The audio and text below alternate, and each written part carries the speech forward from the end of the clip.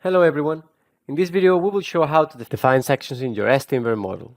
In the previous recording we saw how to define and model your column elements, and now we require modeling our beams. I required creating all the beams for the first level, and then with the copy tool I can create copies for the other three levels above. Let's start by defining the beams at this level, but first of all I require selecting my grid, the main grid at the elevation of 3.5, which is right here. If I go to the beam tool, I can select the material and the section I defined before for this first level.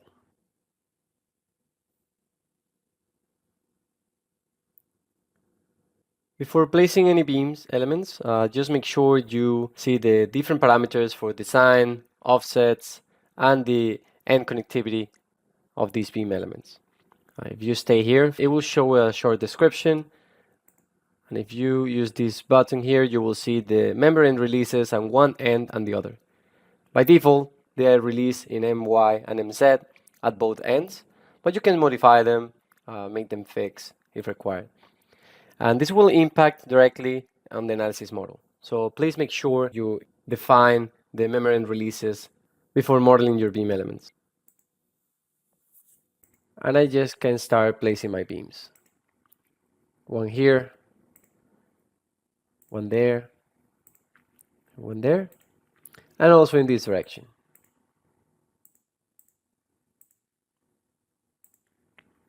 Now I can create copies in the X direction, but first of all, let's check the beams I just created. As you can see, the beams are going in the middle where the local axis is located, but I require having the top of the beam at the same level of my grid. So the panel elements are on top of it. And by using the selection tool, I just select these three beams and also these two on the other direction. Go to offsets, untoggle the auto generate, and the vertical alignment will be below. And now you can see.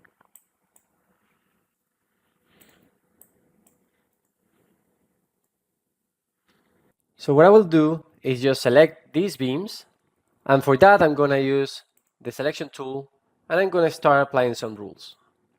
If I select by rule, right now I don't have any because I need to define a couple of rules here just for selection of the columns and the beams. If I select the member type rule and just click the add button, I can specify by name, by type. We're interested in the type, if it's beam or column, and just apply it.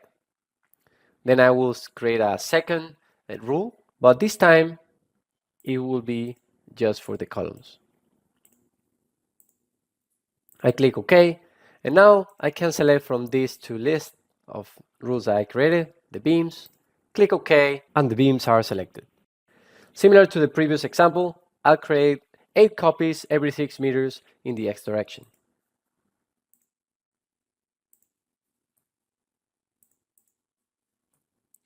I click OK. There are my copies, but for this case, I require deleting some of my beams generated here because this has an offset.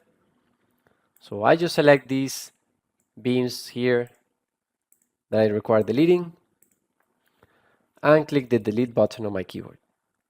Now I can manually define these beams by myself. So it goes from here to there, same here, and the beams in the other direction. And now it is ready for the first level.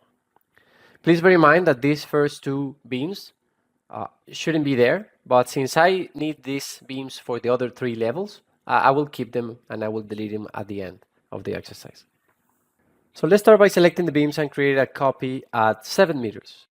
I go to selection, you select by rule, select all my beams, and I create one copy at 3.5 meters.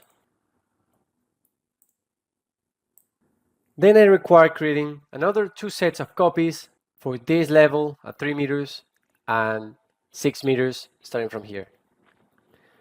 For this case, I just need to select my beams at that level, I can use the selection tool, just quickly select the beams at that level. Once selected, I just right click, copy, and do 2 copies every 3 meters.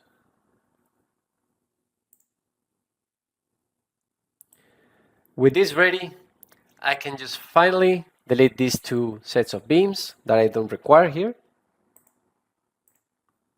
So it goes with this configuration, but I still need to change the section for the last 2 levels for my beams. So what I will do is just use the selection tool once again. I'm just going to select all this. I just need to go to selection, unselect by rule, and I will unselect just the columns and click OK. Now I have only my beam sections, and I just need to go to section from the drop down menu and select the 4, 5, 6 option.